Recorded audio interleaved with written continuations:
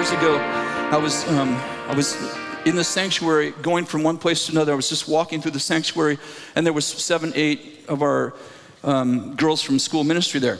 And I just had planned to walk through and say, you girls are beautiful. I just had it in my mind to say, you girls are beautiful. And I was in a hurry, so I just was gonna walk right by. You girls are beautiful, and keep going.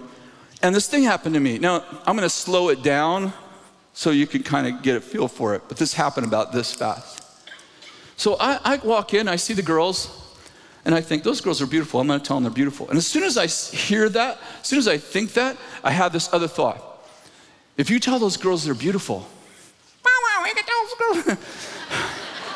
they'll think you're sexualizing them, or somebody will think you're sexualizing them. And so I think, well, okay, I shouldn't tell them. And it's, you know, you've had this in your head. Should I do it? Should I not? And then immediately I have this vision. And in the vision, it's happening really quickly. In the vision, I'm taken back to the days when my girls, I have 2 girls and 2 boys, when my girls were teenagers. And my youngest daughter, Shannon, when she was about 15, our youth group used to have these alternative events for dances. And our youth pastor, Bob Johnson, used to have these things where the guys and girls could get together and learn to connect in a healthy way, in a healthy environment, instead of the dances. And so the custom was the guy obviously could ask a girl out to this event.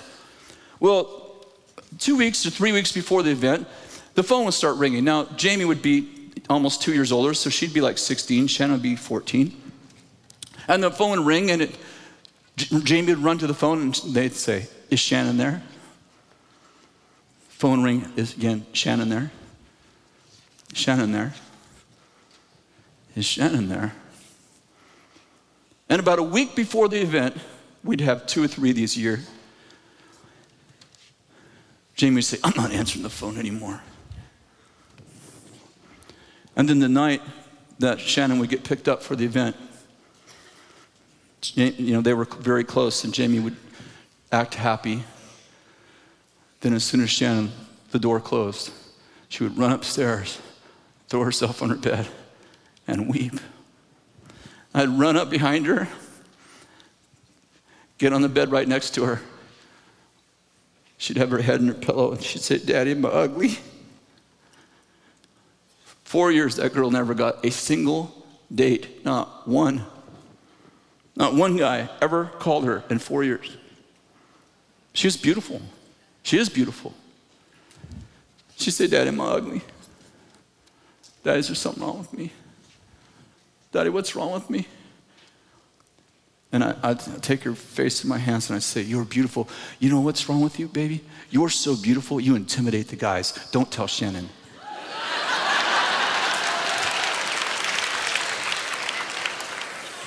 And I'd say, get your best clothes on. Daddy's gonna take you on a date.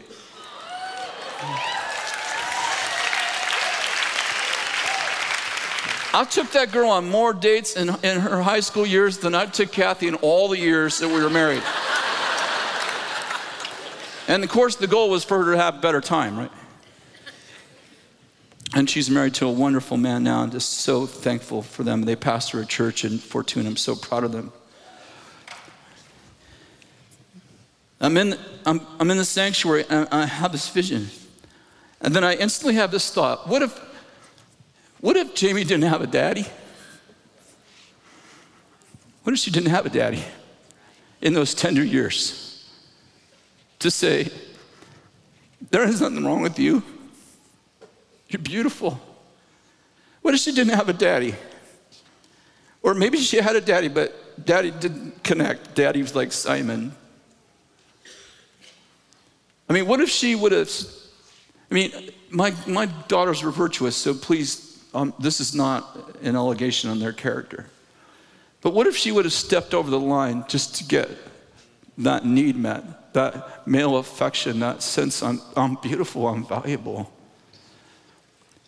What if she would have done it 3 or 4 times? What if she would have done it enough times that her repetition became her reputation?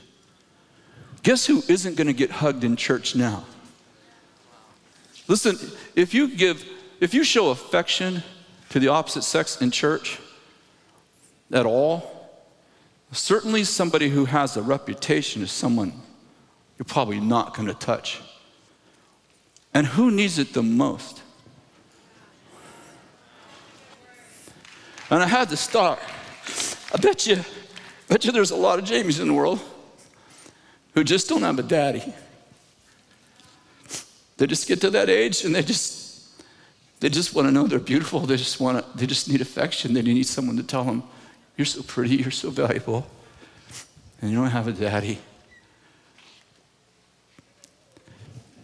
I had started to grieve in my soul about all the girls and boys, because boys need it too, who don't have a daddy.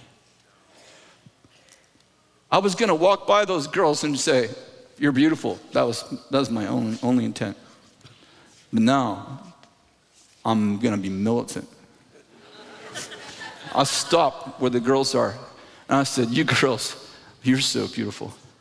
If I was your daddy, I'd be telling you every day, you are so beautiful. They're like, oh, Pastor Kris.